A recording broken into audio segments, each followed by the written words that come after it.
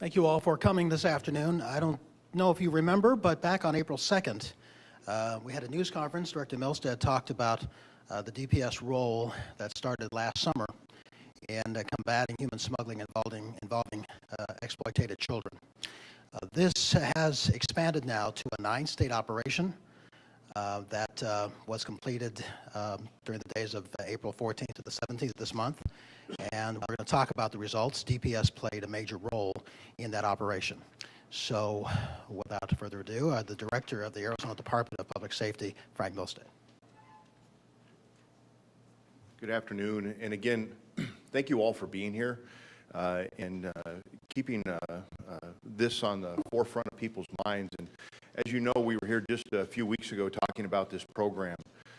Why we're back today is I want to talk about what has just happened as a result of a 3-day program that was conducted in 9 states. It was actually led by the by the Texas Department of Public Safety. They coordinated this effort with 9 other agencies through the country to start making this type of investigation on the forefront of law enforcement's mind. When we, law enforcement, are able to rationalize something away, when we are to see something suspicious and figure out a way that it's not as big a deal as we thought, we have failed. And we have to train ourselves and train others to see the signs that there is something wrong. We talked about it before. We were able, during this program, to rescue 6 more kids through this 3-day effort.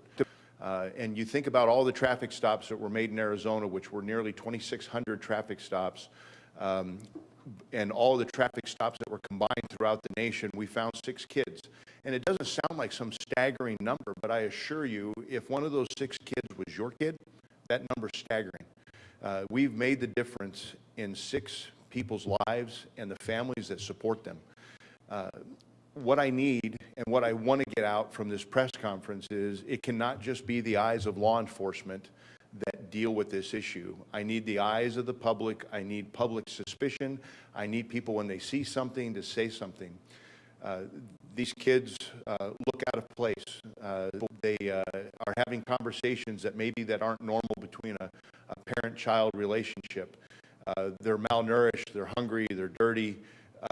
Whatever that is that makes you wonder why that child is in that condition or why they might be in that particular situation, those are the things that are suspicious. Those are the things that we look for. In the press release, we're going to give you a list of some of those things we look for. But there is nothing more precious than our children. And if we in law enforcement can do this collectively, to me, it's no different than you reporting a drunk driver when you see one on the roadway and calling your local police department. And all you have to do, it doesn't matter where you're at, if you're at a truck stop or a restaurant or a rest area, and you see something that is unusual, I need you to pick up your phone and dial 911. Don't rationalize it away. Let us do that. Let us be the ones to investigate. That's why we're here. We are your state police. We are the ones to come out and interview and conduct that investigation and make sure that these aren't kids that are at risk. On this particular operation, of the 6 that were saved, one of those was in Arizona. We also had another arrest in Arizona of an adult. It kicked off 4 investigations for child exploitation.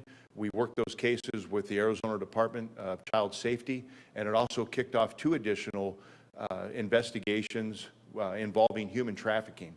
So this will continue. This investigation will continue. More things will come from it.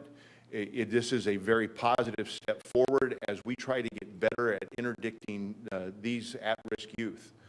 We've also started an investigation that I want to tell you about more of, but I'm not quite there yet. Over the next couple weeks, our Criminal Investigations Division is going to reveal an ongoing investigation that's being conducted by the Arizona Department of Public Safety and the results of that investigation.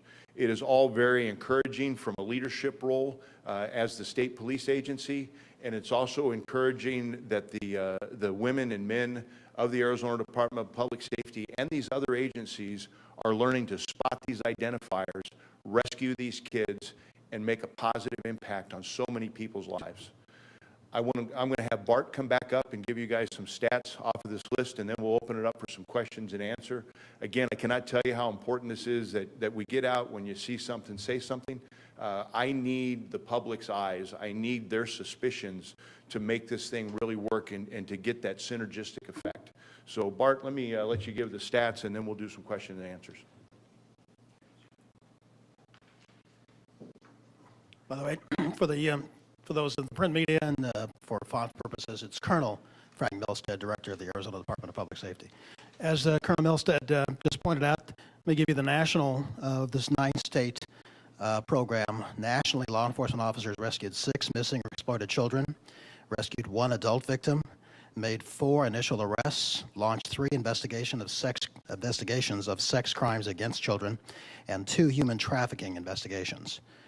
During the same week, and once again, this is April 14th to the 17th in Arizona, DPS officers participated in this program. We had 349 of our Highway Patrol Division officers participating statewide. They made 2,667 contacts or traffic stops. 1 child was rescued, as the director mentioned, 2 arrests or charges related to a crime against children, 2 reports made to the Arizona Department of Child Services, 4 suspicious incidents observed and documented for further investigation. 96 children under the age of 16 were contacted, and 41 children aged 16 and 17 were contacted during this program.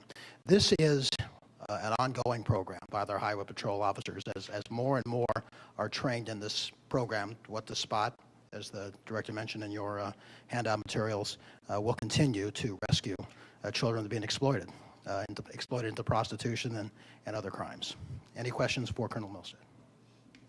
Colonel, could you tell us a little about the 1 child who was rescued, what the circumstances were, and how that worked? You know, Andrew, if I knew the answer to that story, I would tell you. Are you familiar with that, the story itself?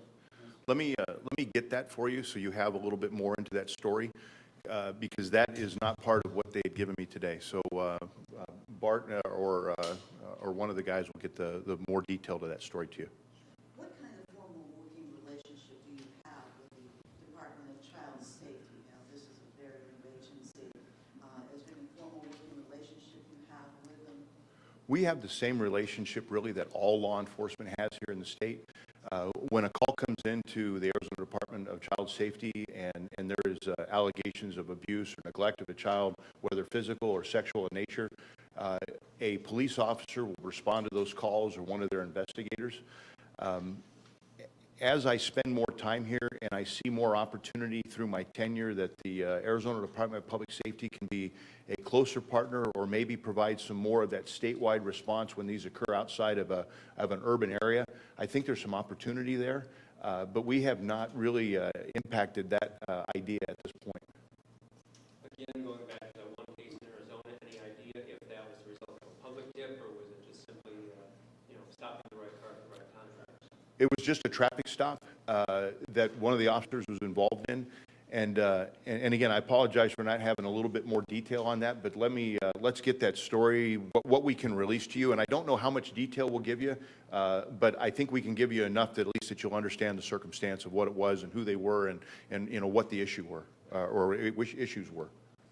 All the children were rescued because of a traffic stop, not because of a... That's correct. The best I know, none of these were based on tips. But the motoring public, you think about it, if you want to traverse the United States, the only way that you can really do that with somebody that is not belong to you is by car, or through the roadway system. You can't get on a plane. You can't really even get on a bus without a ticket and without names and things. All that is relatively restricted. So these exploited or trafficked children are often in just a regular automobile or a van or truck.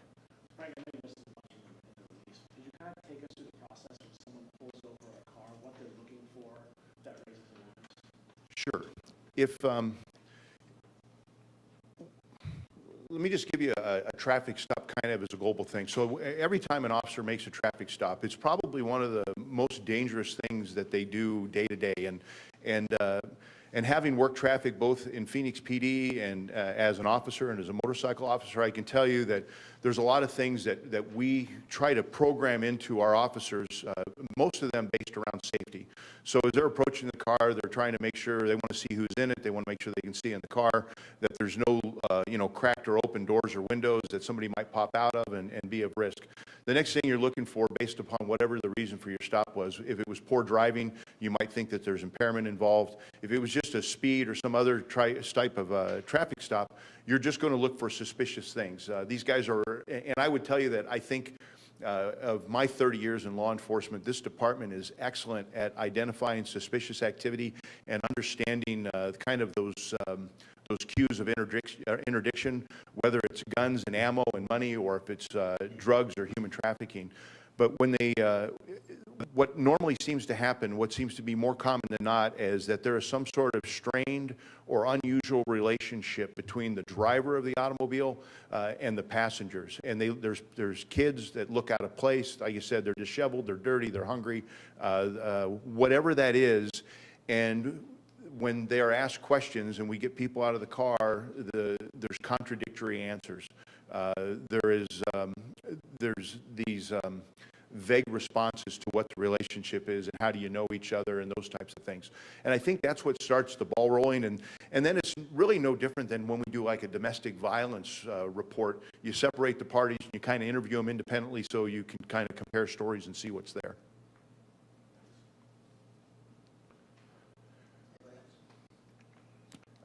Again, guys, I cannot tell you how important this is to me personally. The relationship between all of you people in this room and this department is paramount to the success of us.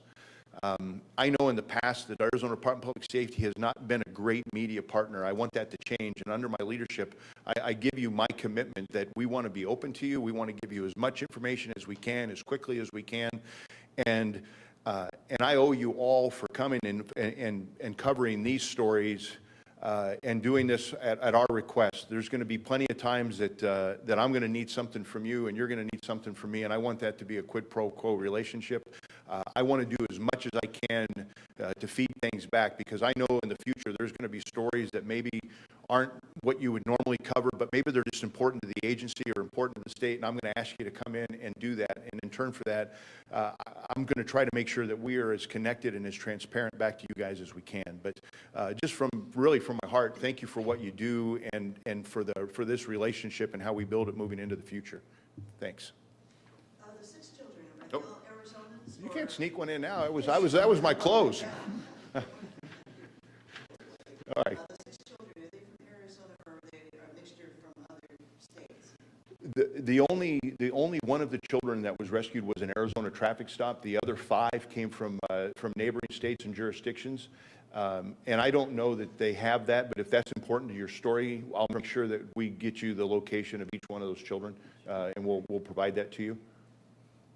Yeah, any of the circumstances, if there's any of the children, what their issues were, you can provide obviously in Arizona, but then also try to get the cases. You bet. Okay, so you'll follow up on that. So they'll follow up and get this to you expediently, and hopefully you'll have everything you need to do your early news. Okay. Hey, thank you again. Trust in the part. Thank you. All right. Thank you very much.